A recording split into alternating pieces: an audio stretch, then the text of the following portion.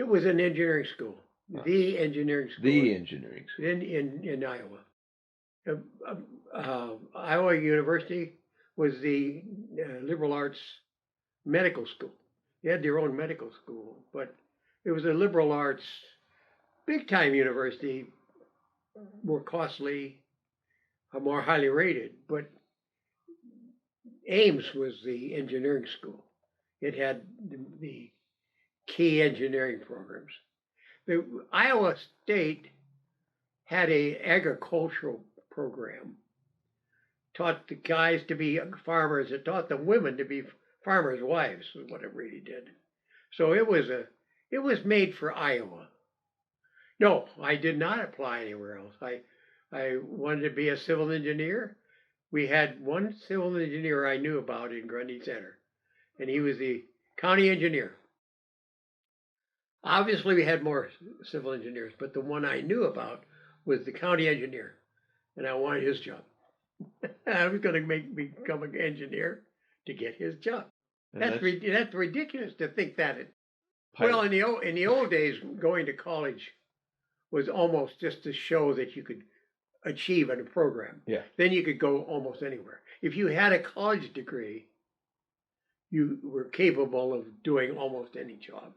Back when a college degree meant you were of certain status academically. You went right out of high school to college? Yep, I did. And of course, I was into my first term when they bombed Pearl Harbor. I joined the Marine Corps that month of the attack. My dad wouldn't let me go, and I went back in January, and I joined the Navy V5 program. ROTC program was an Army ROTC program at Ames until the war. And immediately the Navy put in an ROTC program too, because they wanted candidates from the community too in the Navy.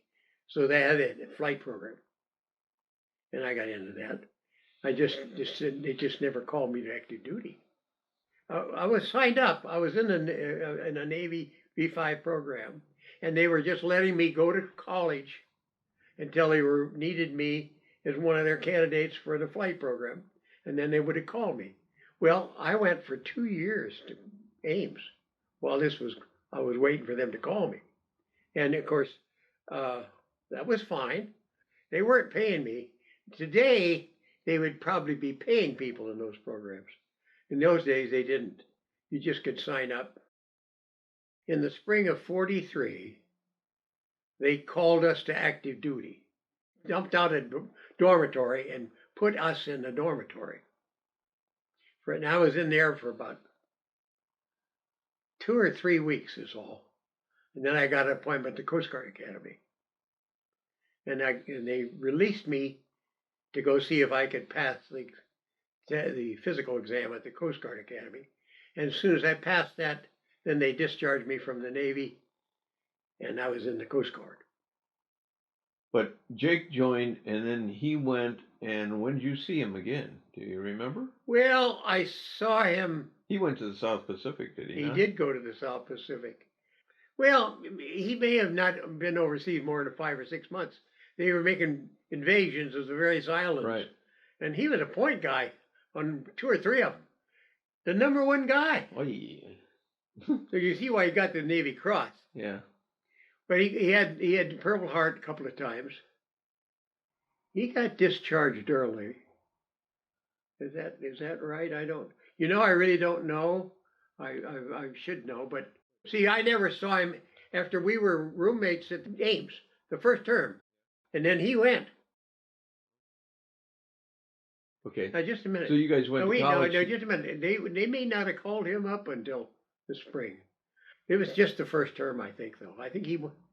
I just don't remember. I can't. I had another roommate. The name was. He was a year ahead of me at Ames.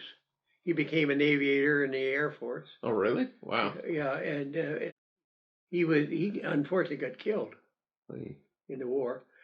Aviators, not many aviators made it through the war.